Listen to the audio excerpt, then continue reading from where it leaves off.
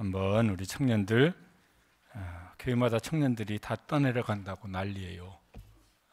떠내려가지 않는 우리 청년들 하나님께서 평생 붙잡아 주시라고 격려의 박수를 한번 크게 해주시면 좋겠습니다.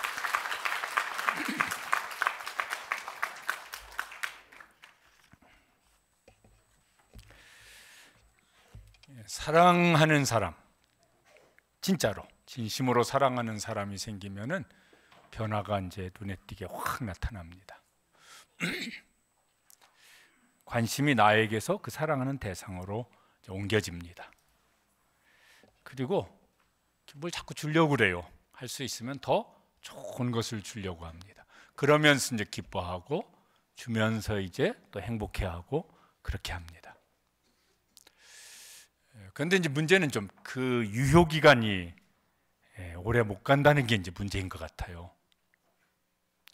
신혼 부부 사랑의 유효 기간, 사랑이 이제 절정기에 막 결혼하자 그래 결혼을 했는데 사랑의 유효 기간 짧으면 신혼여행 가서 끝나는 사람도 있다고 그러고 길면 또 이제 얼마를 가요. 근데 살아보니까 그렇게 길게 가는 것 같지는 않은 집들이 많은 것 같아요. 아이를 낳았어요. 이뻐 죽겠어요. 그런데 언제까지 이쁩니까? 아이들이 있어서 유치부는 밑에 있으니까 이제 모르겠지만 하여튼 있어요. 몇 살 되면 이제 어쩌다고 그러고 몇 살 되면 확 어떻게 해버리고 싶다고 그러고 이제 그런 게 이제 있어요.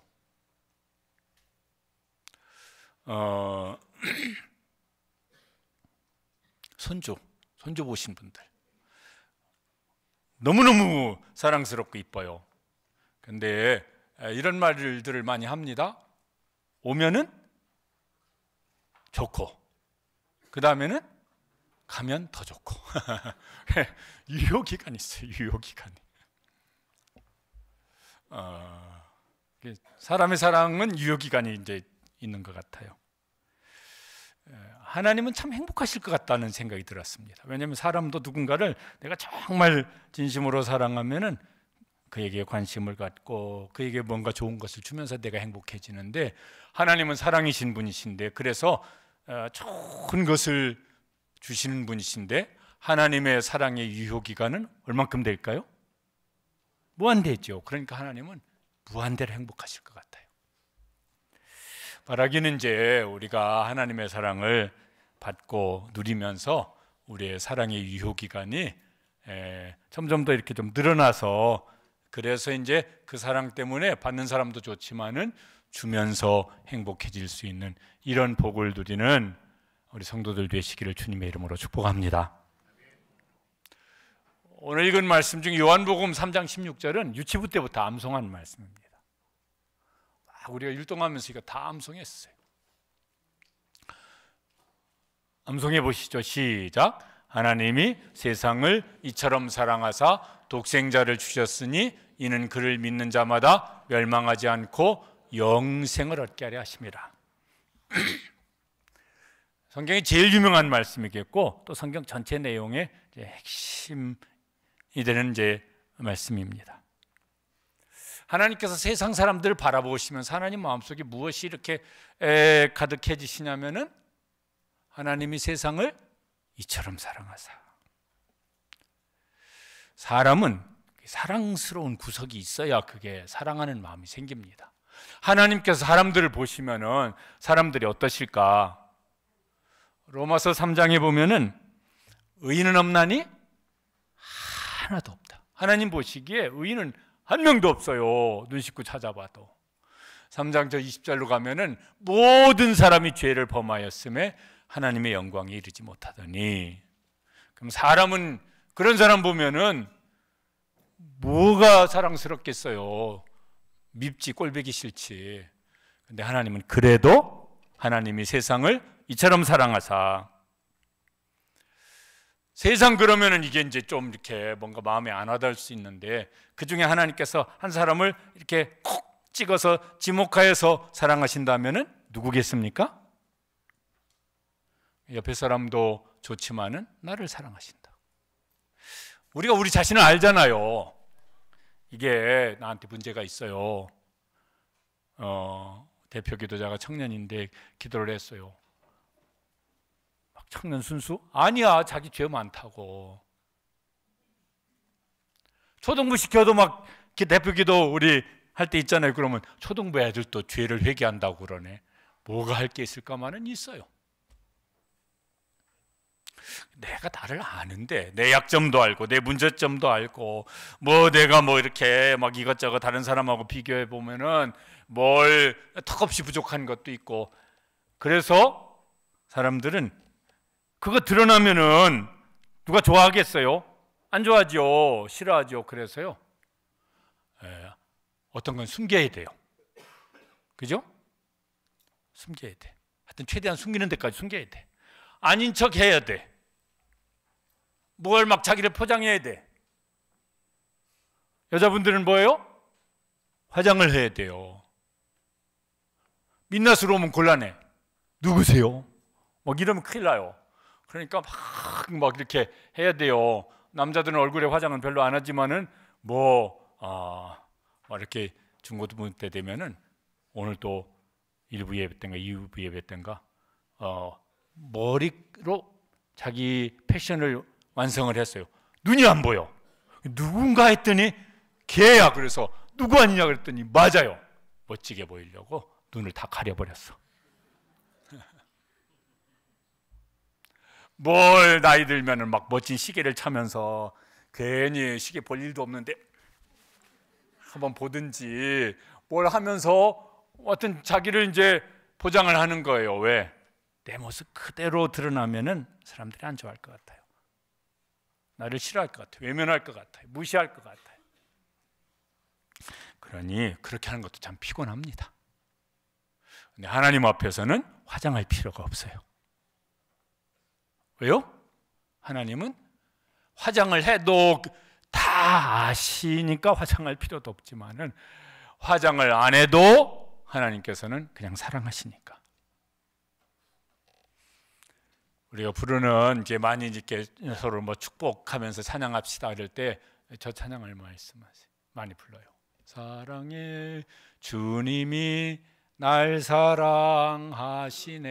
그 다음이 좋아요. 뭐죠? 내 모습 이대로 받으셨네. 사람은 내 모습 이대로 안 받아준다니까. 그래서 감출 건 감추고 어떤 때는 속일 건 좀 속이기도 하고, 안 그런데 그런 척 하기도 하고, 그런데 안 그런 척 하기도 하고, 사람은 그렇게 해요. 그런데 하나님은 내 모습 그대로 받아주신다고. 그러니까 이게 참 얼마나 감사한 일인지 모르죠. 사람의 사랑은 조건적이잖아요. 부부의 사랑도 조건적이에요.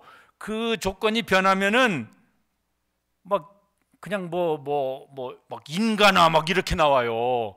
인간아 막 그런 줄 몰랐다. 막 좀 더 심한 뭐예요? 이 왼수야 막 이러면서 막 전에는 막 사랑하는 막 사랑의 대상이지는 인간이 되고 왼수가 되어지고, 그 조건이 변했더니 사랑도 변했어요. 부부의 사랑도 그런 일이 많고, 부모가 자식을 사랑하는 것도, 여러분 중고등부 여기 초등부 청년부도 있는데 무조건 여러분 사랑하십니까? 아니야. 공부 잘해야 돼. 점수 잘 맞아야 돼. 그래야 아이고 이쁘다고 그러고 뭐 통닭 시켜줄까 피자 시켜줄까 그러지, 점수 확 떨어졌는데 피자 먹을까 이런 거 잘 안 한다니까. 그러죠. 그래서 사람의 사랑은 변해요. 그럴 때 그러려니 이제 하는 게 필요할 것 같아요. 무슨 유행가 중에 예전에 막 알파 때 어떤 분이 그 노래를 불렀어요. 당신을 향한 나의 사랑은 무조건이야. 이 말 믿어야 될까요? 말아야 될까요? 조금만 믿으세요. 이제 왜냐면은 당신을 향한 나의 사랑은 무조건인데 믿었다가 이제 어느 때 되면 뭐예요? 믿는 도끼에 발등 찍힐 날이 온다고요. 그러니까 조금 믿고 이제 발등이 찍히거든. 그렇지. 사람 사랑이 거기까지지. 요렇게 이제 상처받지, 상처를 조금만 받을 수 있게 되시길 바랍니다. 저거 그대로 믿었다가는 이제 상처를 크게 받으면은 인간아 막 이렇게 되어지고 하면 안 되니까. 근데 하나님의 사랑은 무조건입니다. 조건이 없이 사랑하시니까 사랑이 변하지도 않아요.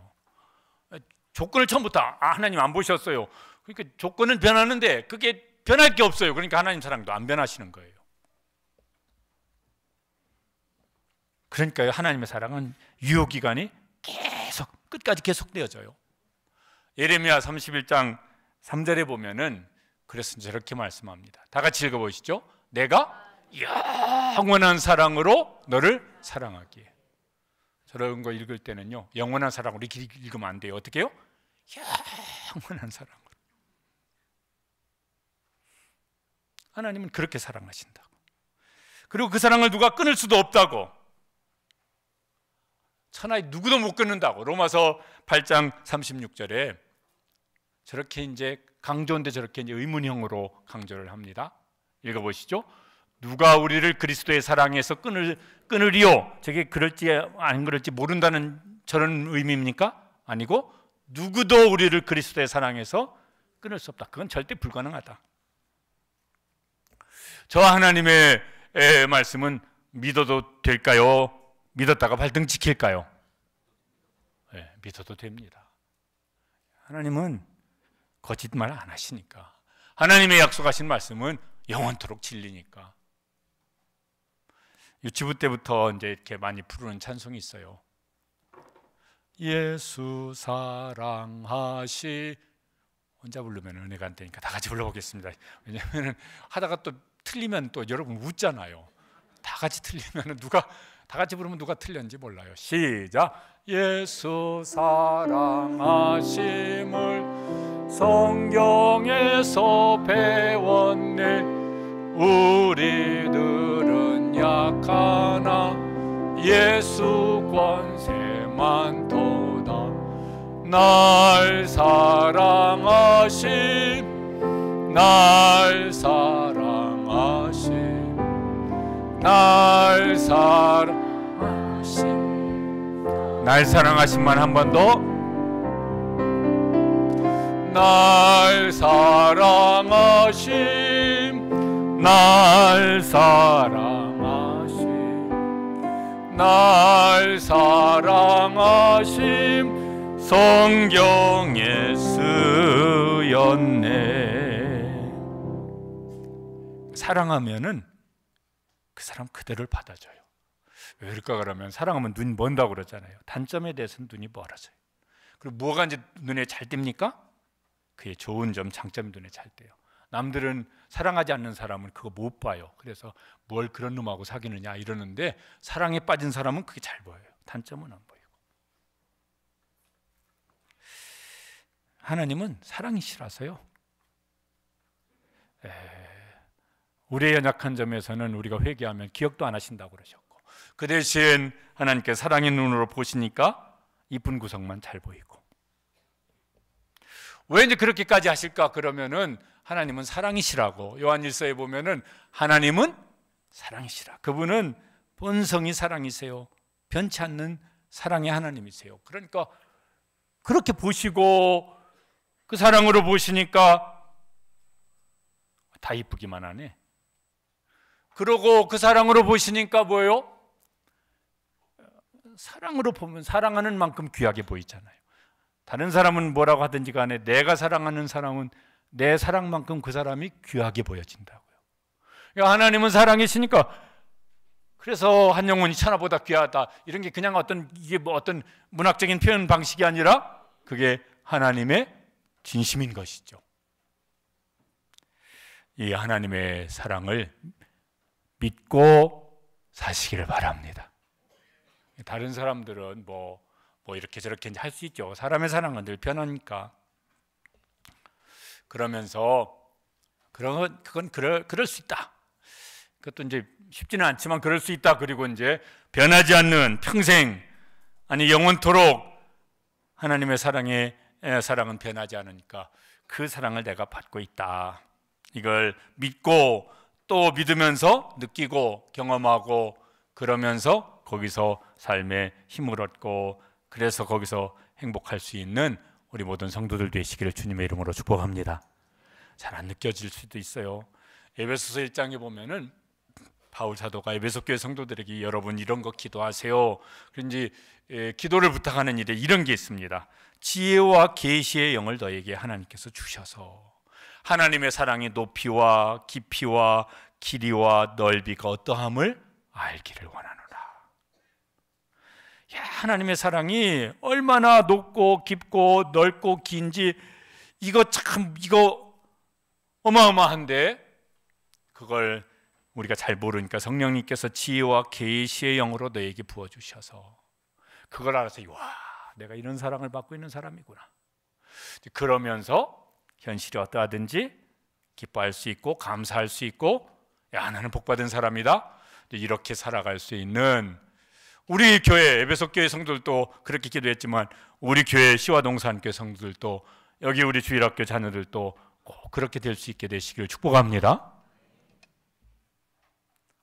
유행가보다 더 많이 알려진 복음송 아시죠? 당신은 사랑받기 위해 태어난 사람. 저걸요 이렇게 가끔은 당신 대신 나로 바꿔서 혼자 있을 때, 혼자 기도할 때, 뭔가 마음이 힘들 때, 나는 사랑받기 위해 태어난 사람, 내 삶 속에서 그 사랑받고 있죠? 반복! 10분 동안 반복해서, 그래도 뭔가 마음이 힘들면 30분 동안 반복해서 불러보시길 바랍니다. 그러면서요 하나님의 사랑이 우리의 마음속에 흘러 들어와서, 야, 내가 이런 사랑받고 있는 사람이구나. 이래서 이제 뭐 여러 가지 막 힘든 이유에도 불구하고 그래도 감사하고 기뻐할 수 있고, 그래도 나만한 사람 어디 있냐, 이러면서 이제 믿음의 삶에서 달려갈 수 있는 우리 모든 성도들, 중고등부 청년들, 초등부도 힘든 거 있죠? 애들도 힘들어요. 근데 내일부터 이제 계약을 해야 되는데 큰일이야, 이거 힘들어서.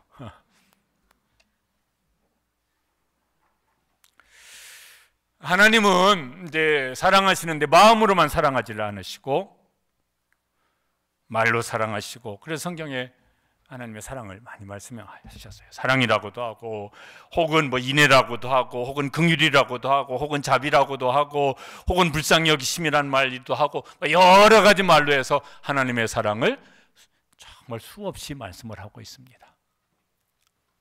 그게 하나님 마음속에 늘 있으니까 툭하면 그 말씀을 이제 하시는 것이죠. 그리고 이제 행동으로 사랑을 하십니다. 그런데 굉장히 과격하게 하나님의 사랑을 우리에게 이제 나타내십니다. 그게 뭐냐면은 하나님이 세상을 이처럼 사랑하사, 그 다음에 말씀이 뭡니까? 독생자를 주셨으니. 독생자는 누구냐면은 그 다음에 17절에 보면은 이렇게 되어 있습니다. 하나님이 그 아들을 세상에 보내신 것은, 독생자는 누구예요? 하나님의 아들. 또 그걸 요한복음 1장 14절에 보면은 이렇게 되어 있습니다. 말씀이 육신이 되어 우리 가운데 거하시며, 누구를 가리키는 거예요? 예수님이시죠?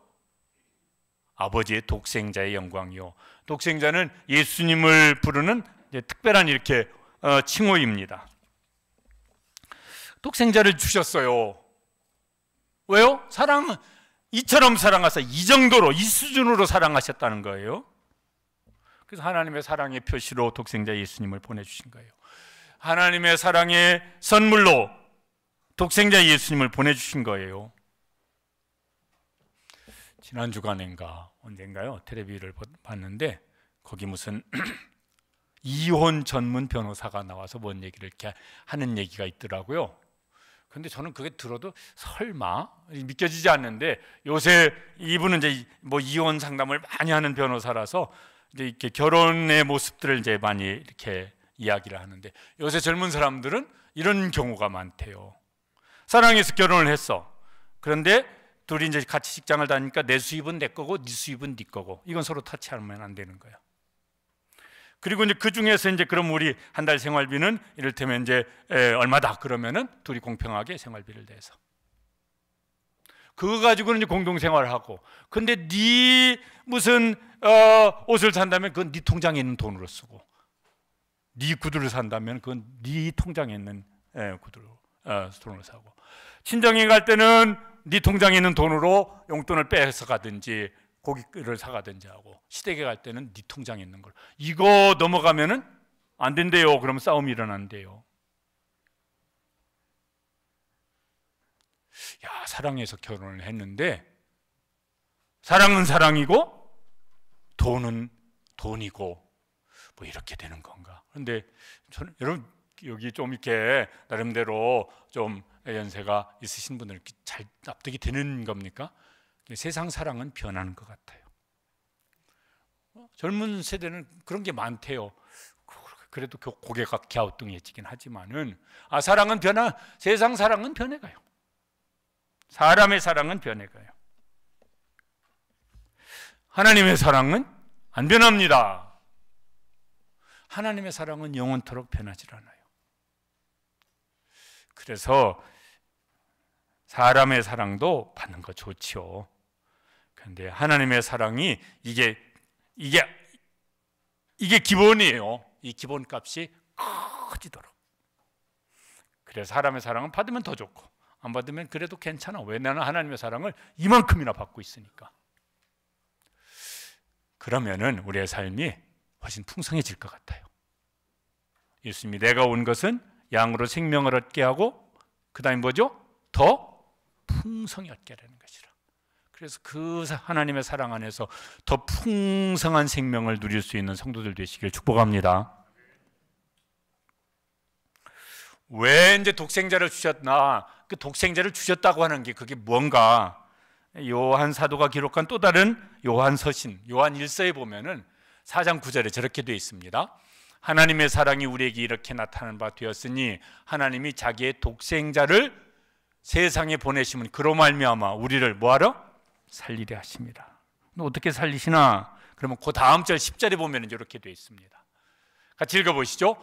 하나님이 우리를 사랑하사 우리 죄를 속하기 위하여 화목 제물로 그 아들을 보내셨습니다. 구약성경의 제물 아시죠? 제물은 그 죄인이 제물을 가져와서 제물의 머리에다가 안수하면 기도합니다. 무슨 기도하냐면 하나님 제가 이런 죄인의 죄를 지었는데 이 죄를 이 제물에게 전가시킵니다. 그리고 제물을 어떻게 하죠? 죽여버립니다. 죽여서 가죽을 벗겨버리고 토막토막 내서 각을 떠서 제단 위에 올려서 제가 될 때까지 다 불살라버립니다. 이게 이제 제물이라는 것은 이런 의미인 거예요. 세례 요한이 예수님이 이제 나타나실 때 요한복음 1장 29절에 보면은 자기 앞에 저 뒤에 오시는 예수님 보면서 저렇게 선포했었거든요. 보라, 세상 죄를 지고 가는 하나님의 어린 양이로다. 그러면서 예수님이 제물로서 이제 죽으실 것을 말씀을 하신 거예요.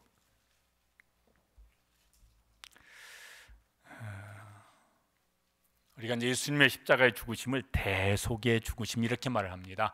대신 값을 지불했다는 거예요. 죄의 값을 지불했어요. 그래서 십자가에서 제물로 죽으셨습니다. 이게 현실에는 없는 법이지만 만일에 가정에서 대속의 법이 있다고 그런다면은 사람들이 사랑하는 사람을 위해서 무엇까지 지불을 할 수 있을까? 부부라면은 혹은 아내가 혹은 남편이 뭘 보증을 잘못하든 뭘 하든 애가 빚을 잔뜩 졌어. 내가 대신 갚아줄게. 대속, 내가 대신 갚아줄게. 얼만큼? 하여튼 있는 재산 다 정리해가지고 대출 받을 수 있는 거 최대한 땡겨서 받아가지고 내가 갚아줄게. 그럴 수 있는 분들이 얼마나 있을까요? 너하고는 못 살아. 뭔 짓을 해가지고 이렇게 빚을 잔뜩 졌어. 뭐 이러는 일들은 있을 수 있겠지만 내가 걱정하지 마. 내가 할 수 있는 최대한 힘을 써서 갚아줄게. 집에 가서 물어보지 마세요. 이런 건 물어보는 게 아니에요. 얼마나 될까? 제가 근래 그 가수 중에서 송대관이라고 하는 분이 한 80살인가 이제 갑자기 죽으셨어요. 그전에는 별 관심이 없었는데 이렇게 기사가 이렇게 써서 한번 봤습니다. 그 부인 되는 분이 뭘 사업을 했나 뭘 했나 빚을 막 280억인가 빚을 졌대요. 와, 뭔. 그런데 이분이 보니까 집사님이시더만요. 송대관 씨도 집사님이시더만요. 나이 80대일 때까지 하여튼 부르는 데는 온갖 데를 다 가가지고 돈을 벌어서 부인의 빚을 다 갚았대요. 놀랐어요. 저는 그분이 노래 부를 때 그 노래를 잘 아는 것도 없지만은 보면은 좀 껄렁껄렁하면서 부르는 것 같아가지고 저 나이살이나 먹은 사람이 이렇게 껄렁거리면서 노래를 부르냐 별로 그렇게 탐탁지가 않았었는데 그 기사 보고서 야, 저 사람이 다른 건 모르겠지만은 가수로는 성공했죠. 유명한 가수니까. 또 하나는 남편으로서는 굉장히 성공한 남편이다. 이런 생각이 들었어요. 와, 자기 아내가 그만큼 빚을 졌는데 자기가 하여튼 그렇게 너무 막 나이 먹어서도 열심히 일하다가 막 병이 돼서 갑자기 죽었는지 하여튼 죽을 때까지 아내 빚을 갚고서 죽은 거예요. 와, 그런 사람도 있구나 요새. 그러면 좋겠죠. 다 그러지는 않을 것 같아요. 만일에 무슨 자기 배우자가 됐든 자식이 됐든 뭔 잘못해서 감옥을 가게 됐어. 그래서 징역 10년을 선고받았어. 걱정하지 마, 내가 10년 감옥 살아줄게. 기꺼이 그러시겠습니까? 그것도 쉽지 않을 것 같아요. 그 정도가 아니라 죽어야 돼. 근데 고민할 거 없어. 내가 대신 죽을 테니까 너는 살아있어. 이렇게 하는 건 이건 아마 텔레비 뉴스에 나올 일일 것 같아요. 사람은 그렇게 하는 것이 쉽지가 않을 거예요. 그럴 사람을 찾기가 드물 거예요. 당신 그렇게 할 수 있어 이런 거 물어보지 말라니까. 그런 건 물어보는 게 아니에요. 예수님은 그렇게 하셨어요. 하나님은 독생자를 주셨습니다. 대속 제물로 예수님을 세상에 보내셨어요. 그분이 하나님이신데 얼마나 과격한 사랑을 하셨는지 몰라요. 그 사랑이 그만큼 크니까 그 사랑의 표현도 그렇게 세게 이제 하신 거예요. 예수님은 세상 죄를 짊어지신 대속제물이시지만은 내 죄를 짊어지신 대속제물이심을 믿게 되시기를 바랍니다. 그러면요, 나같이 사랑받는 사람은 없어. 세상 천지에 누가. 그냥 사람이 뭐 잘해주면 좋기는 한데 안 해도요 너무 내 인생은 나는 이렇게 관심도 못 받고 사랑도 못 받고 인정도 못 받고 너무 그러지 않아도 괜찮아요. 내가 어떤 사람인데. 하나님이 나를 사랑하셔서 예수님을 대속제물로 십자가에 매타신 그런 대상인, 그 사랑의 대상이 난데. 그런데 이제 그렇게 하나님께서 예수님을 대속제물로 보내주신 것은 하나님께서 봐라 내가 널 이렇게 사랑한다 거기서 끝나는 게 아니라 그 다음 일을 위해서 이제 그렇게 하신 거예요. 이게 이제 우리에게는 중요한 일이죠. 16절 그 다음에 어떻게 되어 있냐면 이렇게 말씀합니다. 이는 그를 믿는 자마다 멸망하지 않고 영생을 얻게 하려 하심이라. 예수님을 믿는 사람에게 두 가지 아주 굉장한 일이 일어납니다. 하나는 무슨 일이 일어나냐면은 뭐하지 않고 멸망하지 않고 심판을 당하지 않는다는 거예요. 죄의 심판을 받지 않는다는 거예요. 왜요? 예수님이 대신 심판을 이미 받으셨으니까 이제 심판 받을 대상에서 제외시켜 주시는 거예요. 17절에도 보면은 하나님이 그 아들을 세상에 보내신 것은 세상을 심판하려 하심이 아니요. 그런데 그러면은 모든 사람들 막 세상에 있는 모든 사람들을 하나님이 그냥 다 봐줄게, 다 심판 안 할게, 그냥 다 봐줄게, 이렇게 좋은 게 좋은 거니까 그냥 그렇게 좋게 넘어가자고 그렇게 하시냐면은 아니에요. 그거는 18절에 보면은 이렇게 말씀합니다. 읽어보시죠. 믿지 아니하는 자는 벌써 심판을 받은 것이라. 이미 심판이 선고됐어요. 그리고 심판이 이제 집행될 거예요. 하나님은 사랑의 하나님. 근데 그렇게 말을 할 때 이제 또 하나 대조되는 의미에서 하나님은 어떤 하나님이라고 그러십니까? 하나님은 공의의 하나님이시다. 정의의 하나님이시다. 정의는 뭐가 정의죠?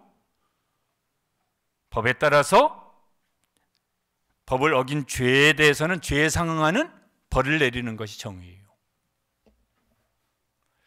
우리가 기도할 때 우리나라가 정의로운 사회가 되게 해주십시오 기도를 하는데 그렇게 돼 있죠. 근데 한 가지 기도를 더 했으면 좋겠습니다.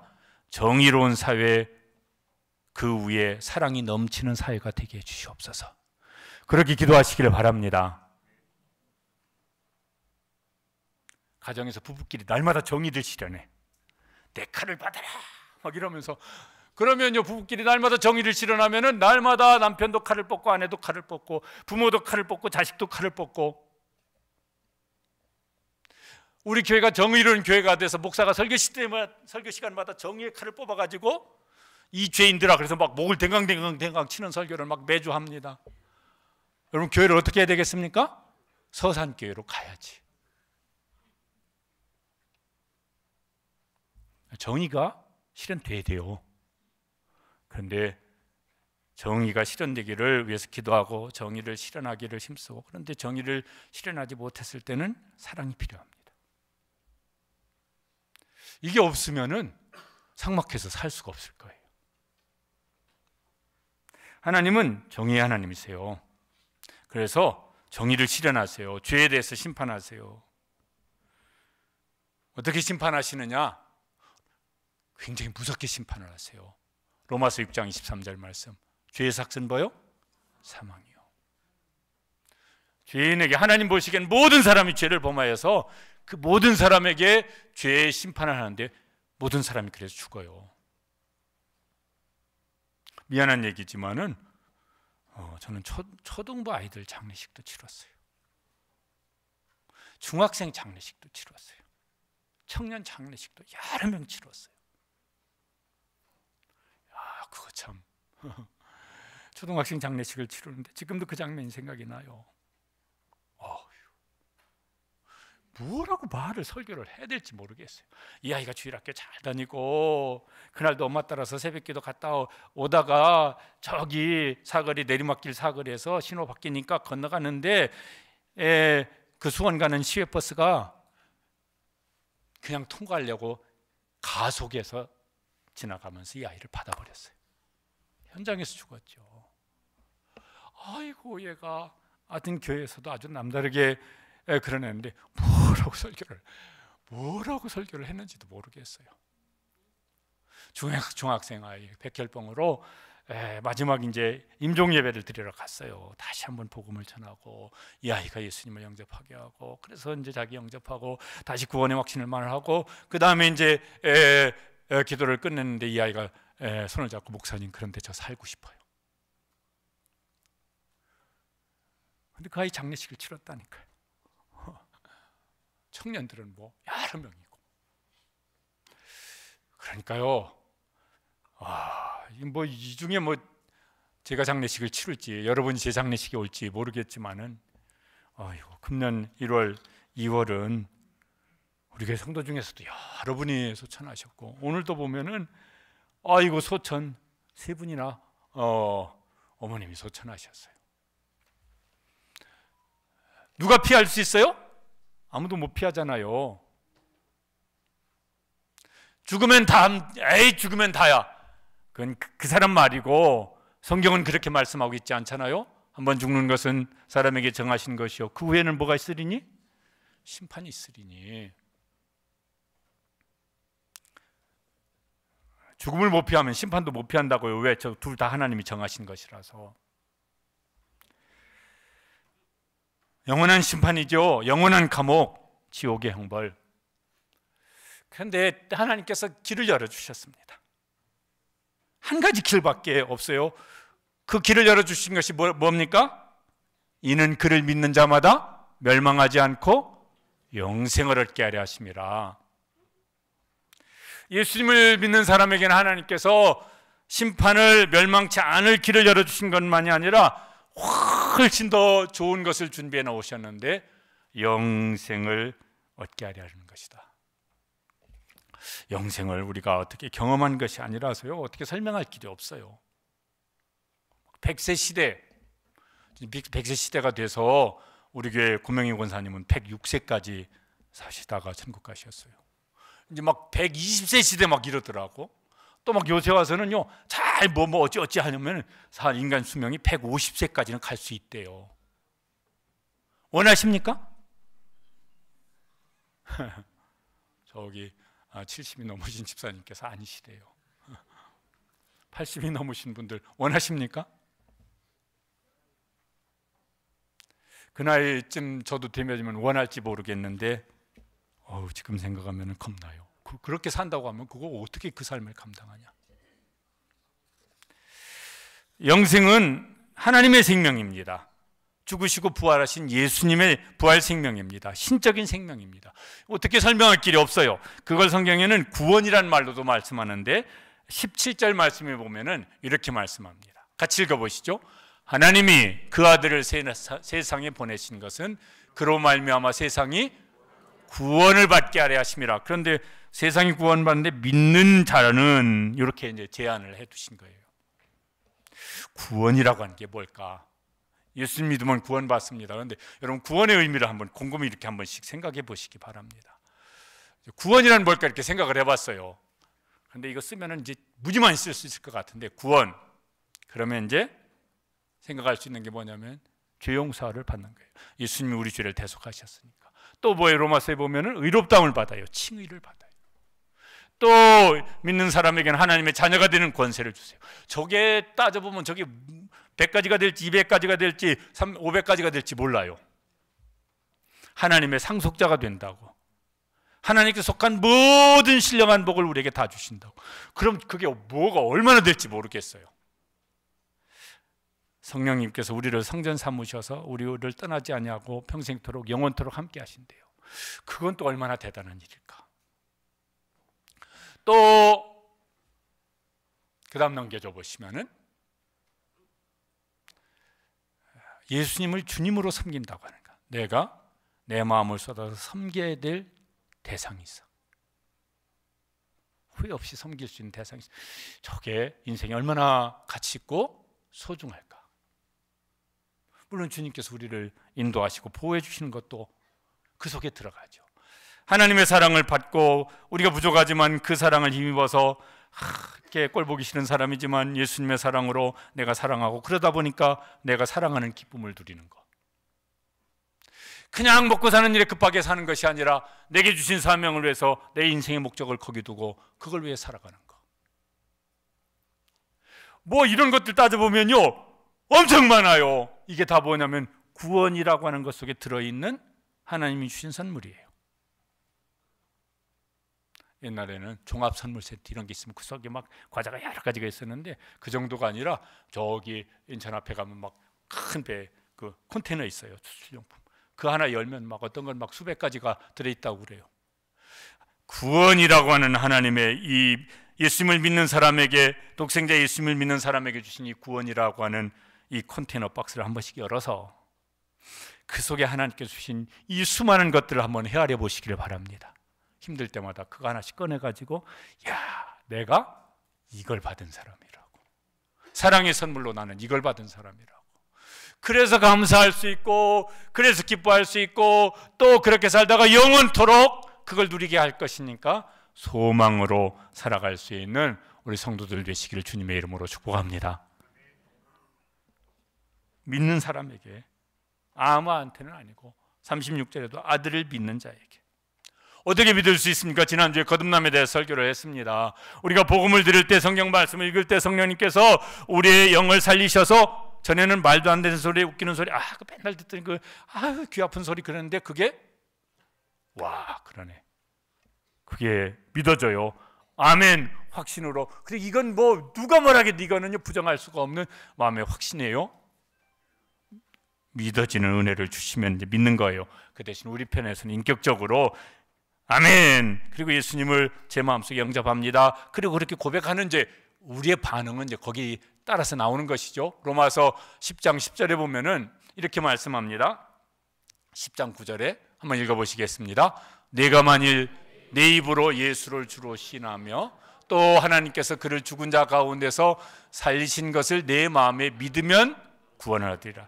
그 다음 10절에 보면은 마음으로 믿고 입으로 시인하여 구원에 이르는 이렇게 말씀하세요. 그러니까 논리적인 순서를 따지자면 마음으로 믿어요. 그리고 뭐예요? 아멘. 예수님 나의 구주가 되어 주십시오.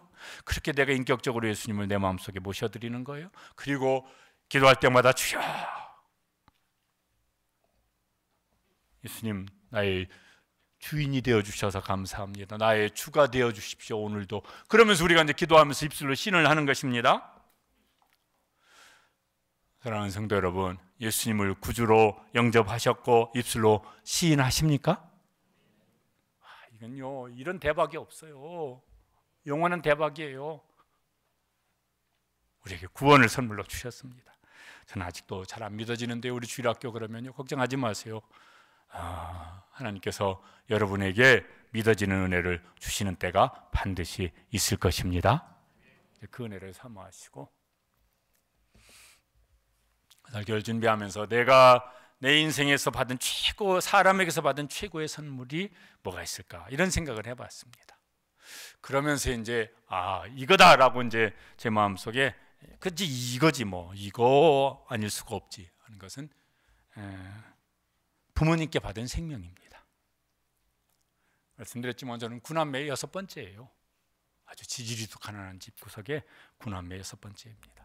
그런데 어느 때 이렇게 좀 한 20살 넘어서 어느 때쯤인지 정확히 모르겠지만은 좀 이렇게 믿음으로 제 어떤 이제 믿음이 잘 정립되어지면서 부모님이 나를 낳아주셨기 때문에 내가 여기 지금 존재하고 있어요. 그래서 내가 예수님을 믿게 되었어요. 그래서 나는 하나님의 자녀로 영원히 살 거예요. 그렇게 생각을 하니까 부모님이 나를 세상에 태어나서 막 다른 집은 여러 명씩 죽었다는데 나를 안 죽게 살아있게 하셨다고 하는 것이, 이게 가장 큰 선물이더라고요. 그거 하나만으로도 부모님께 효도해야 될 이유는 충분하다는 생각이 들었습니다.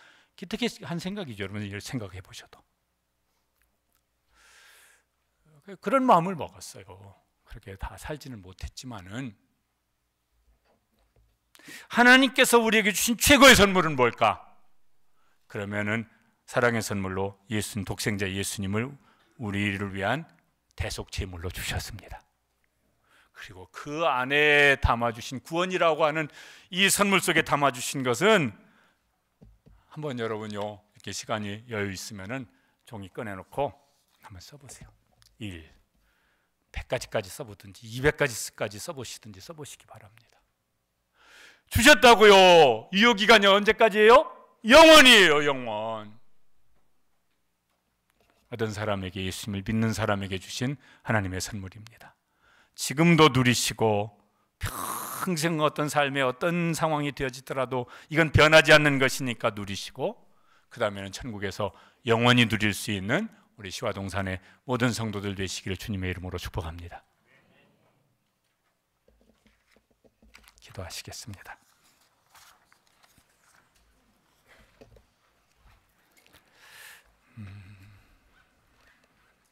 감사의 기도를 하시면 좋겠고, 또 바울 사도의 기도 제목처럼 하나님의 사랑의 높이와 깊이와 넓이와